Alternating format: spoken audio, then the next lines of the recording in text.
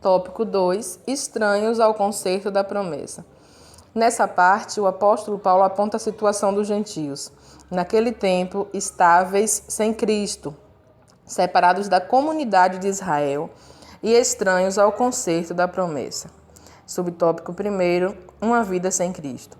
Ao descrever a história passada dos gentios, o apóstolo traz à memória que naquele tempo, isto é, antes da regeneração, eles viviam imersos no paganismo e, portanto, sem Cristo. Isso indica que a religiosidade dos gentios era incapaz de inseri-los na promessa messiânica de salvação. Também significa que eles desconheciam a Cristo, como também eram indiferentes às promessas acerca dele e de sua obra. Subtópico 2. Separados da comunidade de Israel. Ainda no versículo 12, o apóstolo salienta a desvantagem de os gentios não pertencerem à comunidade de Israel. Eles estavam excluídos não só dos símbolos externos, mas também não faziam parte do povo escolhido e, consequentemente, não podiam usufruir dos privilégios da aliança de Abraão. A constatação cruel era de que Deus não havia se revelado aos gentios, pois a chamada divina fora feita somente a Abraão e a sua descendência.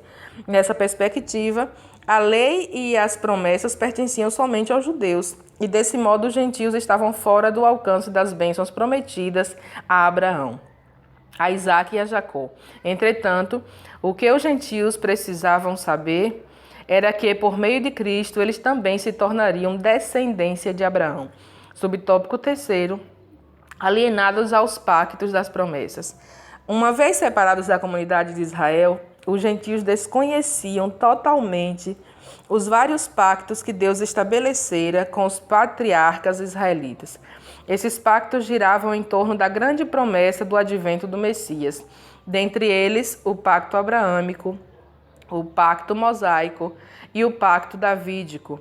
Esses pactos eram reiterações da promessa messiânica. Os gentios não tinham noção deles e, por conseguinte, estavam alienados de qualquer promessa ou esperança messiânica. Agora, uma vez regenerados em Cristo, é revelada a grandeza do amor divino.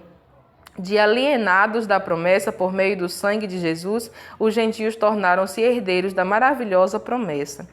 Conclusão do tópico 2. A antiga condição dos gentios era desoladora. Viviam sem Cristo, estavam separados de Israel e eram estranhos ao concerto da promessa.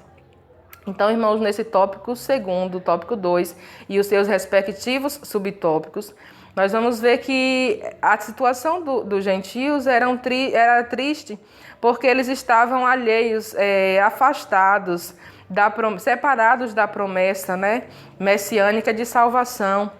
E porque a promessa de salvação foi feita a Abraão e a sua descendência, e os gentios não eram descendentes de Abraão. Então, somente aqueles que estavam em Cristo, no futuro, seriam os salvos pela promessa messiânica, a promessa do Messias, seriam os descendentes de Abraão.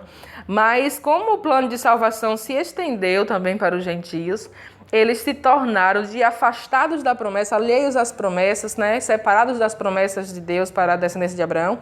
Eles passaram a ser também descendentes de Abraão, pela justiça, pela fé e pelo plano da salvação, e passaram também a ser herdeiros, dessas promessas, co-herdeiros de Cristo, para desfrutar das misericórdias, das bondades, das obras de Deus, da glória de Deus lá na eternidade.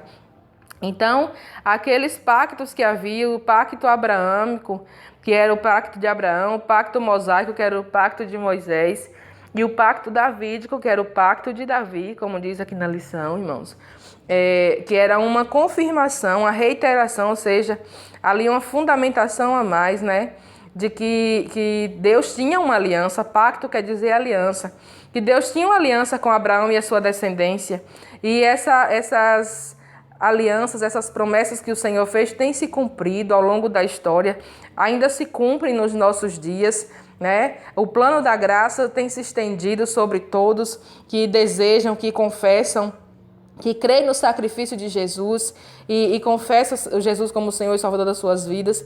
E nós desfrutamos dessas maravilhosas bênçãos do Senhor, como igreja eleita, como uma igreja que o Senhor predestinou para usufruir das bênçãos celestiais, né, aqui na terra e na vida eterna, né, no céu com o Senhor, ao lado do nosso Deus para sempre.